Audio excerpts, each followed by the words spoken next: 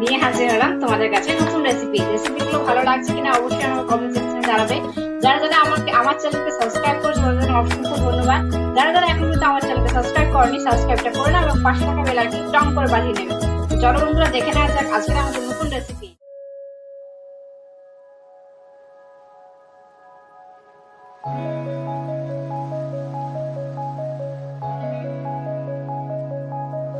Hey guys, welcome back to my channel.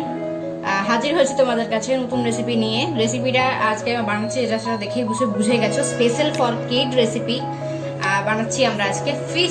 Fish samosa, fish টাইপের দেখতে হবে সামোসা।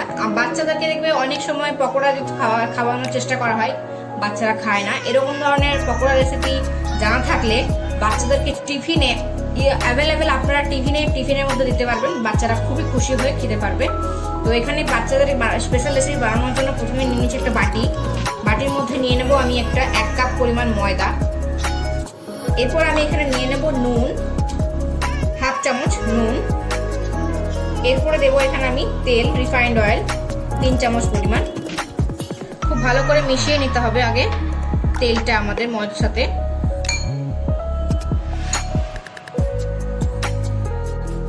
এরপর এখানে আমি অল্প অল্প জল অ্যাড করব এবং খুব ভালো করে মেশাবো।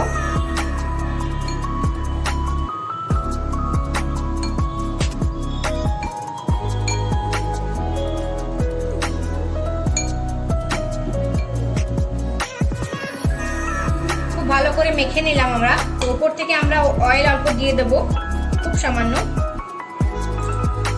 এবার আমি ভালো করে অয়েলটা লাগিয়ে নিচ্ছি উপর দিকটাতে,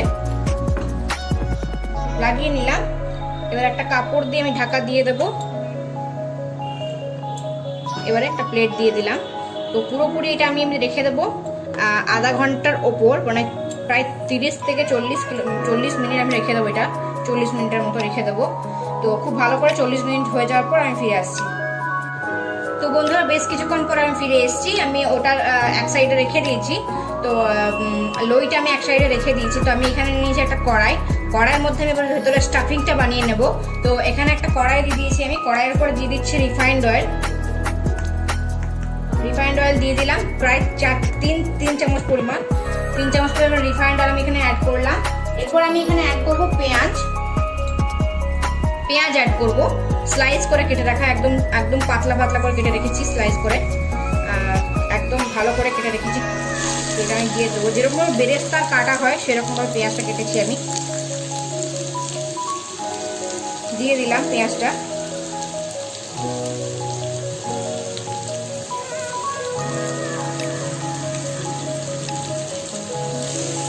পেঁয়াজটাকে অল্প একটু ফ্রাই করে নেব।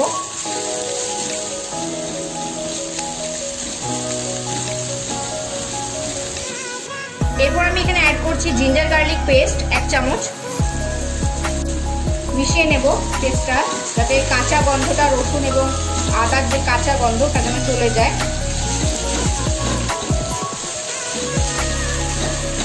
ফ্রাই করতে করতে আমি এখানে দিয়ে দেবো লঙ্কা, চপ করে কুচিয়ে রেখেছি একদম লঙ্কা। তোমাদেরকে আমি আগের রেসিপিতে দেখিয়েছি আমি কিভাবে বানিয়েছি garlic sauce, hot garlic sauce কীভাবে বানিয়েছি সেটা আমি আগের রেসিপিতে দেখিয়েছি। তো এটার সাথে আমি ওই হট গার্লিক সসের সাথে আমি আজকে এটা পরিবেশন করব। তো এটা আমি ভালো করে ফ্রাই করে নিলাম। এরপর আমি এখানে অ্যাড করব গাজরটাকে খুব ভালো করে লম্বা শেপে কেটে রেখেছি, একদম পাতলা করে দিয়ে দিলাম। গাজরটাকেও মিশিয়ে নেব খুব ভালো করে। তোমরা চাইলে এখানে বাঁধাকপিটা অ্যাড করতে পারো অবশ্যই, কিন্তু আমি এখানে বাঁধাকপিটা অ্যাড একদমই করবো না, কারণ আমার বাঁধাকপিটা কোনো ভালো লাগে না স্টাফিংয়ের মধ্যে। অনেক সময় ভালো লাগে, অনেক সময় ভালো লাগে না। যেমন স্প্রিং রোলে ভালো লাগে খেতে, কিন্তু বেশি ভালো লাগে না আবার। তো এখানে তোমরা যেমন ইচ্ছে সেরকমই মানে স্টাফিংয়ের ভেতরে অ্যাড করতে পারো। আমি এখানে দিচ্ছি বিনস, একদম কুচিয়ে রেখেছি পাতলা করে বিনস অ্যাড করলাম। এরপর আমি এখানে অ্যাড করব ক্যাপসিকাম, আবারও লম্বা করে যেরকম গাজর কেটেছি সেরকম ভাবে দিয়ে দিয়েছি, অ্যাড করলাম। মিশিয়ে নেব খুব ভালো করে।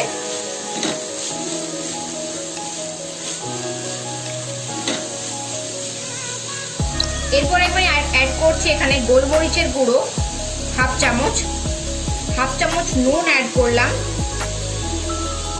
এরপরে অ্যাড করলাম 1 চামচ পরিমাণ চাট মশলা পাউডার। খুব ভালো করে মিশিয়ে নিতে হবে আমাদের, এবং খুব বেশি ফ্রাই করতে হবে না, কারণ আমরা এগুলো অবশ্যই যখন আমি স্টাফিংটা দেবো তো অবশ্যই এগুলো যখন ডিপ ফ্রাই করবো তখন এগুলো অবশ্যই সেদ্ধ হয়ে যাবে। তো অল্প ফ্রাই করতে হবে যাতে গাজরগুলো একটু স্টকি হয়ে যায়, একটু ভালো হয়ে যায়, নরম নরম হয়ে যায় অল্প। তো বন্ধুরা দেখো আমাদের স্টাফিংটা তৈরি হয়ে গেছে, আমি এটা নামিয়ে নিচ্ছি এবং খুব ভালো করে ঠান্ডা করে নিতে হবে আমাদের, একদম মানে খুব ঠান্ডা করে নিতে হাত দেওয়া যায়।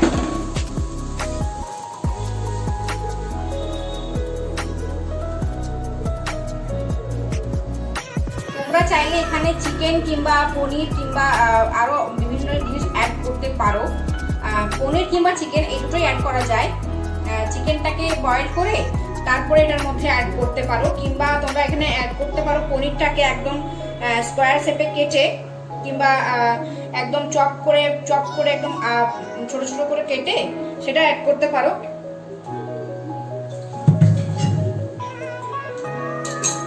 তোমরা এখানে চিকেনটা অ্যাড করতে পারো। চিকেনটা যেরকম বয়েল করলে প্রথমে, তারপরে ভালো করে ছাড়িয়ে নিলে, একদম টুকরো টুকরো করে হাত দিয়ে ছাড়িয়ে নিলে তারপরে এটার মধ্যে অ্যাড করতে পারো ফ্রাই করার সময়তেই। পেঁয়াজ দেওয়ার পর, আদা রসুন বাটা পেস্ট দেওয়ার পর যে তখনই অ্যাড করে দেবে মাংস অ্যাড করলে, চিকেন অ্যাড করলে, কিংবা তুমি যদি পনির অ্যাড করো লাস্টে পনিরটা অ্যাড করে দেবে এবং ফ্রাই করার পর নামিয়ে নেবে পনিরটা অ্যাড করলে। আমি এখানে বানাচ্ছি একদম মানে ভেজ বানাচ্ছি। পেঁয়াজ রসুন দিয়েছি, কিন্তু পেঁয়াজ রসুনটা তোমরা স্কিপ করতে পারো এই রেসিপিতে। বাঁধাকপি এর পরিবর্তে অ্যাড করতে পারো, বাঁধাকপি অ্যাড করতে পারো, আরও বিভিন্ন কোনো সবজি অ্যাড করতে পারো। তো আমি এটা খুব ভালো করে ঠান্ডা করে নিচ্ছি, খুব ভালো করে। তো বন্ধুরা এটা আমার 30 মিনিট হয়ে গেছে, আমরা বার করে নিচ্ছি।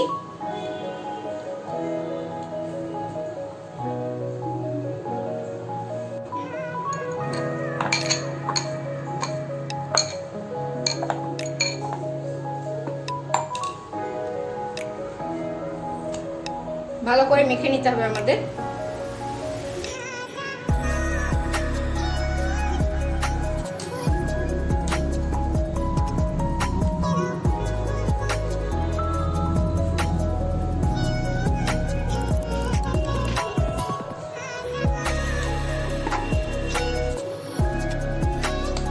এরপর আমরা এখান থেকে লই কেটে নেব।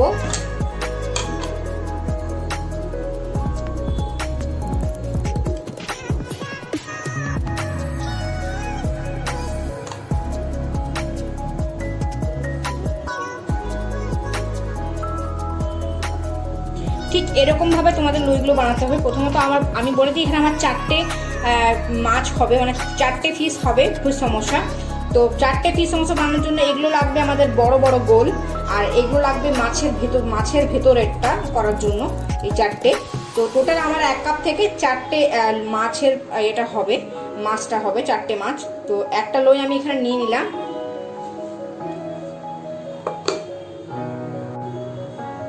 ময়দা নিয়ে নিলাম অল্প, বেলে নিচ্ছি খুব ভালো করে গোল করে।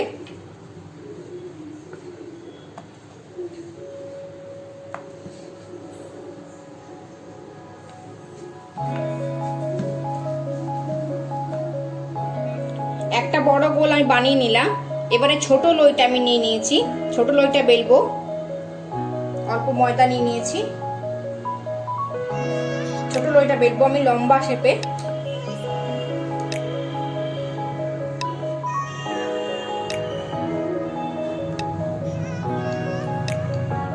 ব্যাস, ছোট লইটা আমাদের বেলা হয়ে গেল। ময়দাটা ছেড়ে নিচ্ছি, ছোট লইটা আমাদের বেলা হয়ে গেল। স্টাফিংটা এখানে নিয়ে নিচ্ছি আমি। পরিমাণটা ঠিকঠাক ভাবে দেবে যাতে এটা কিন্তু ভালোভাবে কভার করা যায়, ঠিক সেরকম ভাবে আমাদের পরিমাণটা দিতে হবে। ব্যাস, এর থেকে বেশি আমি নেব না। এরপর আমি এটাকে প্রথমে জল লাগিয়ে নেব।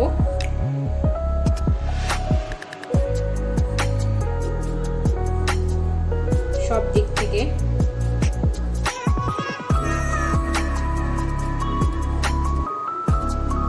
এর খুব দেব এবং সাইড থেকে লক করে দেব যাতে একটু কোনো বেরোতে না পারে বাইরে।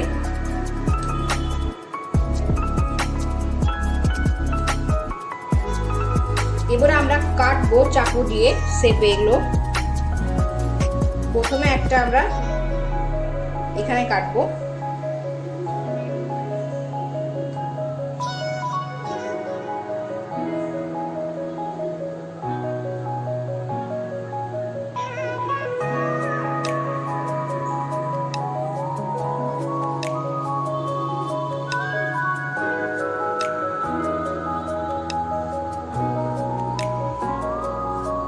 অল্প জল লাগিয়ে নেব। এখান থেকে একটু ভালো করে টেনে আমরা বন্ধ করে দিলাম মুখটা। আবারও এখান থেকে টেনে খুব ভালো করে বন্ধ করে দেবো মুখটা।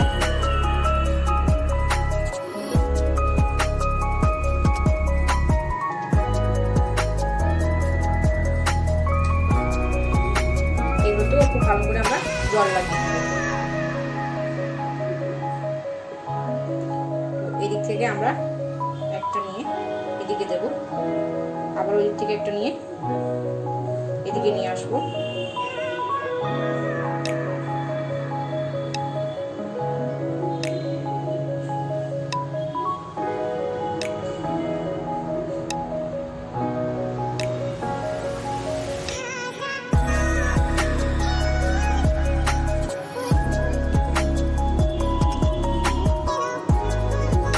এরপরে আমরা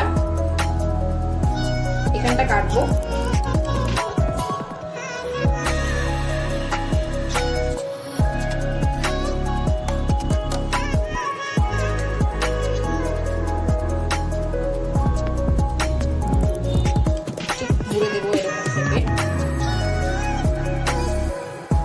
এরপরে নিয়ে নেবো একটা লংটা আমি এখানে ঢুকিয়ে দেবো যাতে মাছের মতো দেখতে লাগে।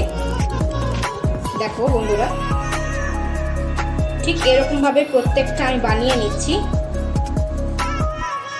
বন্ধুরা দেখো তেলটা গরম হয়ে গেছে আমাদের, তো আমি এখানে 4টে মাছই বানিয়ে নিয়েছি।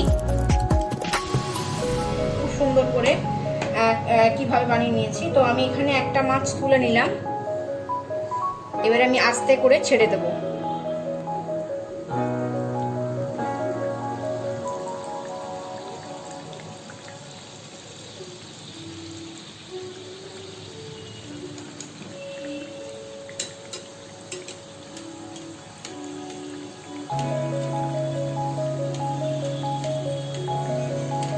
গ্যাসটাকে কিন্তু কমিয়ে রাখতে হবে অবশ্যই।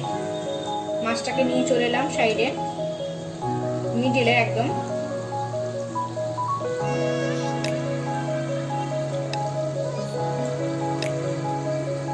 পাল্টিয়ে নিচ্ছি মাছটা খুবই সাবধানে।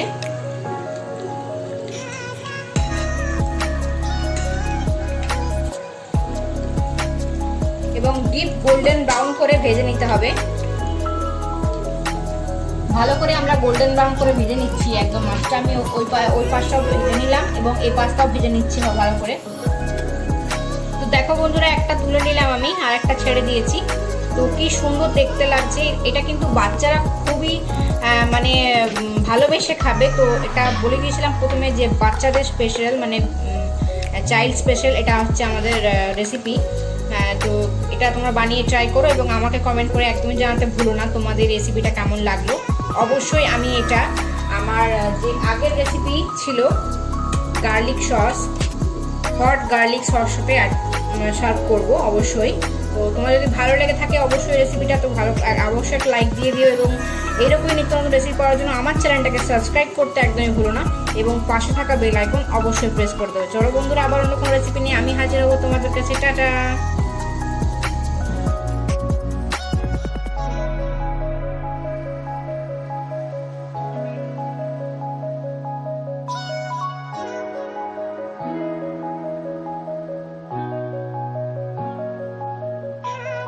বন্ধুরা দেখে নিলে কি সুন্দর একটা রেসিপি তৈরি হয়ে গেল আজকে। তো রেসিপিগুলো ভালো লাগছে কিনা অবশ্যই কমেন্ট করে জানাতে ভুলো না এবং শেয়ার করতে একদমই ভুলো না। চলো বন্ধুরা, আবার রেসিপি নিয়ে আমি হাজির হবো।